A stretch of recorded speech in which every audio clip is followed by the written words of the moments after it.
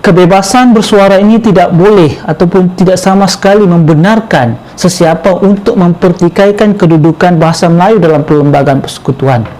Bismillahirrahmanirrahim. Assalamualaikum warahmatullahi wabarakatuh dan salam perpaduan. Hari ini saya akan menjelaskan kedudukan bahasa Melayu di sisi undang-undang. Secara umumnya, bahasa Melayu mempunyai 3 kedudukan di sisi undang-undang. Pertama, kedudukannya dalam perlembagaan persekutuan melalui perkara 152. Yang kedua, Akta Bahasa Kebangsaan 1963, 67, dan kedudukannya dalam sistem pendidikan melalui Akta Pendidikan 1996. Pada hari ini, saya akan menjelaskan kedudukan bahasa Melayu dalam perlembagaan persekutuan melalui perkara 152. Persoalannya ialah apakah kedudukan bahasa Melayu dalam perlembagaan persekutuan? Baik, secara umumnya kedudukan bahasa Melayu dalam perlembagaan persekutuan yaitu satu, bahasa Melayu diangkat sebagai bahasa kebangsaan dan bahasa rasmi negara. Dan kedudukan bahasa Melayu, kedudukan bahasa-bahasa lain pula hanya boleh dipelajari dan diajar sahaja.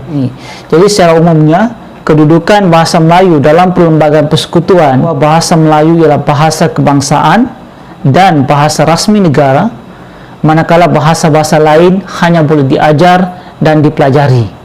Itu kedudukan utama ataupun kedudukan asas, ya, bahasa Melayu dalam perlembagaan persekutuan, yaitu Undang-Undang Tertinggi Malaysia. Baik, kedudukan bahasa Melayu dalam perlembagaan persekutuan ini dikatakan mempunyai kedudukan yang sangat kukuh kerana, ya, bahasa Melayu merupakan salah satu tunjang pembentukan tanah Melayu yang merdeka. Semasa proses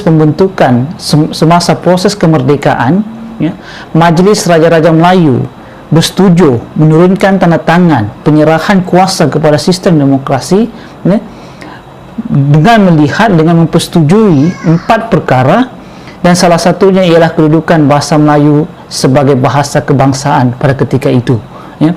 Di dalam konteks ini, sebab itu kita mengatakan bahawa kedudukan bahasa Melayu adalah sebahagian daripada tunjang ataupun tiang-tiang utama negara.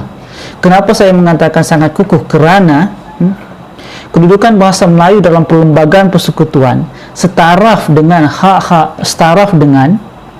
agama Islam dalam perlembagaan persekutuan melalui perkara 3, setaraf dengan hak-hak istimewa Raja-Raja Melayu dan hak-hak istimewa orang-orang Melayu melalui perkara 153. Dan 4 perkara ini menjadi tunjang pembentukan tanah Melayu yang merdeka. Sebab itu saya mengatakan bahawa kedudukan bahasa Melayu sangat kukuh dalam perlembagaan persekutuan.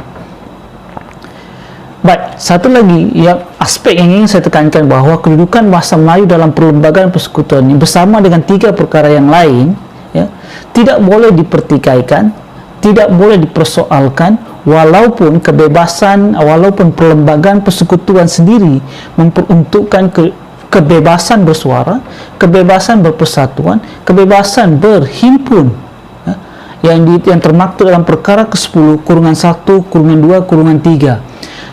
Kebebasan bersuara ini tidak boleh ataupun tidak sama sekali membenarkan sesiapa untuk mempertikaikan kedudukan bahasa Melayu dalam perlembagaan persekutuan. Ini sangat jelas, ya. Ini sangat jelas, dan sesiapa yang mempertikaikan, sesiapa yang cuba untuk melakukan usaha untuk merendahkan ataupun menggugurkan kedudukan bahasa Melayu dalam perlembagaan persekutuan, dia akan berhadapan dengan satu tindakan undang-undang yang kalau sebelum ini boleh dikenakan tindakan Akta Keselamatan Dalam Negeri, yaitu tahan tanpa bicara, kerana boleh menjejaskan ketenteraman awam, ya. Jadi dalam konteks ini yang saya katakan bahawa kedudukan bahasa Melayu sangat kukuh dalam perlembagaan persekutuan. Tidak ada sesiapa yang boleh mempertikaikan, tidak ada siapa yang boleh mempersoalkan kedudukan bahasa Melayu sebagai bahasa kebangsaan, sebagai bahasa rasmi dalam perlembagaan persekutuan. Ini yang perlu jelas.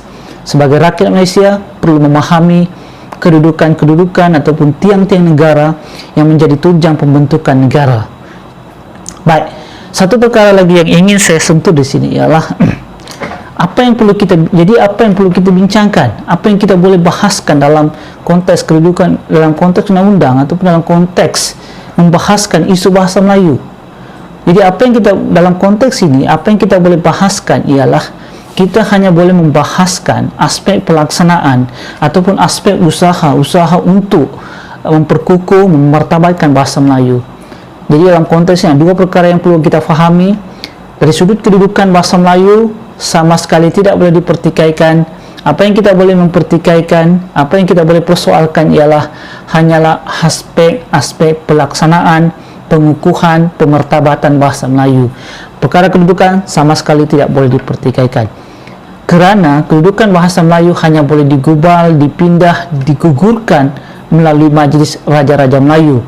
Dan saya fikir hampir mustahil Majlis Raja-Raja Melayu akan menggugurkan kedudukan bahasa Melayu dalam perlembagaan persekutuan sebagai bahasa rasmi dan bahasa kebangsaan.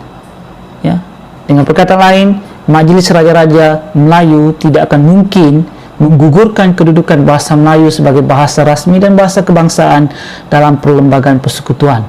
Ya. Ini yang perlu kita fahami, bahwa kedudukan bahasa Melayu sangat-sangat kukuh. Saya ingat itu saja untuk hari ini. Saya fikir anda sudah faham bahawa kedudukan bahasa Melayu dalam perlembagaan persekutuan sangat kukuh dan tidak boleh dipersoalkan, tidak boleh dipertikaikan. Sebagai rakyat Malaysia yang mencintai negara, yang menyayangi negara, perlu memahami tiang-tiang negara. Terima kasih. Assalamualaikum warahmatullahi wabarakatuh.